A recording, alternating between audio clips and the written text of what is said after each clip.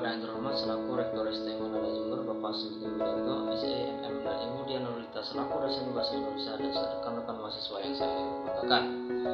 Pada kesempatan ini saya ingin menyampaikan sedikit pidato singkat mengenai peranan mahasiswa sebagai pemuda dalam kontribusinya terhadap bangsa. Mahasiswa mempunyai tugas yang lebih mulia jika dibandingkan dengan siswa yang hanya berkewajiban mengejar indeks pemahaman individu dan nilai tinggi. Mahasiswa mempunyai tanggung jawab yang lebih besar, yakni kepada bangsa dan masyarakat. Tentunya, pola pikir dan harapan pun jauh berbeda dengan saat masih menjadi siswa. Maka sejatinya yang menentukan keberhasilan mahasiswa bukanlah kemampuan saat ia masuk perguruan tinggi, akan tetapi apa yang mahasiswa lakukan setelah ia lulus dari perguruan tinggi. Berbicara soal negara kita, negara Indonesia tercipta, tentu tidak akan ada habisnya. Ini bukan soal kearifan ataupun kepedulian, tapi ini tentang kesadaran yang akan subur jika pemiliknya mau menyuburkannya. Lalu, bagaimana seorang peranan mahasiswa? Sebenarnya, ada sebab mengapa kita menjadi mahasiswa. Semua pasti sudah tertulis dalam takdir. Secara tidak langsung Tuhan telah memilih kita untuk menjadi pejuang intelektual dan moral, karena mahasiswa adalah golongan yang paling menyentuh ranah masyarakat umum, paling dekat dengan dua sisi berbeda antara bawah dan atas, antara kanan dan kiri, dan antara ketidak dan kedamaian dan keadilan. Bagaimana mahasiswa mempunyai peranan tersebut dalam kehidupan bangsa dan bernegara, yakni sebagai agent of change, iron stock dan social control. Sebagai agent of change, mahasiswa dipersiapkan untuk membuat perubahan ke arah yang lebih baik, namun dengan tidak melupakan nilai-nilai luhur bangsa dan jiwa Pancasila sebagai dasar fundamental. Iron stock, mahasiswa sebagai pemuda bangsa nantinya akan menjadi pengganti pemerintah dalam menjalankan roda kepemimpinan di Indonesia. Jadi sebaiknya kecerdasan dan semangat tinggi yang kok dimiliki para pemuda saat ini diimbangi dengan penguatan karakter bangsa dan diri dan kebijakan dalam bertindak. Terakhir, sebagai social control, mahasiswa sebagai kaum intelektual turut mengawasi kebijakan publik dan turut membantu masyarakat menyuarakan kesejahteraan demi terciptanya kehidupan berbangsa dan bernegara yang sehat dan tertib serta adil bagi seluruh rakyat Indonesia. Dunia kampus adalah menyatu kehidupan bernegara, berbeda dengan dunia sekolah yang hanya berisi kegiatan belajar mengajar. Di tingkat perguruan tinggi banyak sekali kesenggalaannya berbagai kegiatan, mulai dari kegiatan internal kampus hingga kegiatan eksternal kampus. Maka dari itu sebaiknya kita kawan-kawan tertarik mengikuti, pilihlah dengan bijak bagaimana kegiatan kawan-kawan anggap sesuai dengan dan tidak mengganggu kegiatan perkuliahan. Karena perlu diingat kawan-kawan, tugas utama mahasiswa adalah kuliah yang merupakan amanah dari orang tua kita.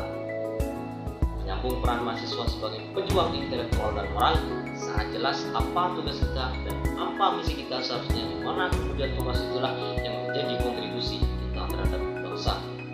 Tugas yang pertama adalah sebagai pejuang intelektual.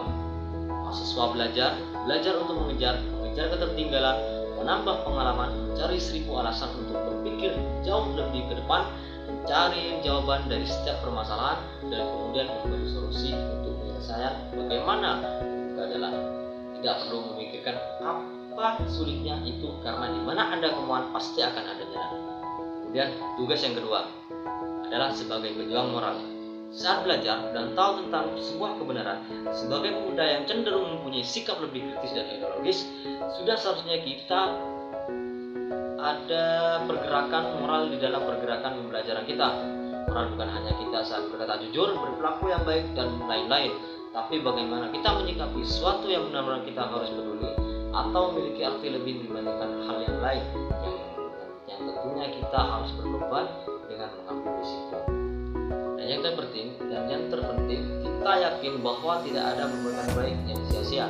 Sebagai kalangan yang paling dekat dengan masyarakat, sudah pasti kita memiliki peran membawa pesan moral bagi masyarakat. Begitu juga kepada pemerintah, sebagai mahasiswa yang kritis, kita juga mesti membawa pesan moral. Sebagai pejuang moral, tentu tanggung jawabnya langsung pada pengaplikasian sehari-hari. Bagaimana seorang mahasiswa bersikap dan menanggapi persoalan dengan tenang namun tetap kritis. Bagaimana seorang mahasiswa tidak diam ketika melihat penyimpangan dan ketimpangan keadilan, di mana ada rasa memiliki sebuah bangsa, mencintai dan menghargai. Bagaimana seorang mahasiswa mesti menjadi yang terdepan dalam perihal empati terhadap sesama, hingga pergerakan perjuangan moral akan lebih terasa manfaatnya. Dalam perjalanannya, mahasiswa seharusnya mampu berpikir dengan berbagai sudut pandang, melihat satu hal dari sisi yang berbeda. Kita harus sesekali bisa menyisihkan waktu untuk otak dan hati kita berembuk, meresapi apa yang sedang terjadi hari ini, esok ataupun lusa, memikirkan hal yang tidak tersentuh oleh masyarakat umumnya, memikirkan apa yang harus dilakukan sebagai bagian dari anak negeri. Kita bisa mulai dari diri kita sendiri dengan membagikan benih-benih empati, menyuburkan ladang simpatik di hati kita. Lalu berpikirnya, apakah ini sudah benar atau masih menyimpang, dan membuat mimpi untuk masa depan sebagai wujud penolakan dari penyimpangan yang terjadi masa kini dan untuk masa kini. Berbuatlah supaya kita mampu berbuat hal sekecil apapun terhadap sesama. Itulah fase-fase kita berusaha untuk menimbulkan rasa kesadaran sebagai seorang pemuda.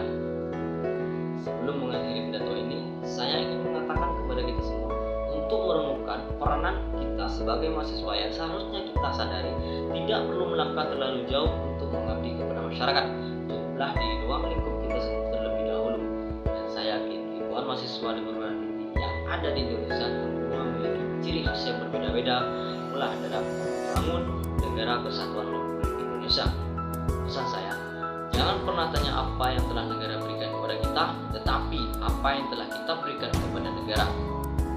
Demikianlah pidato singkat dari saya. Mohon maaf atas segala kekurangan. Semoga apa yang saya sampaikan dapat bermanfaat bagi kita semua. Assalamualaikum warahmatullahi wabarakatuh.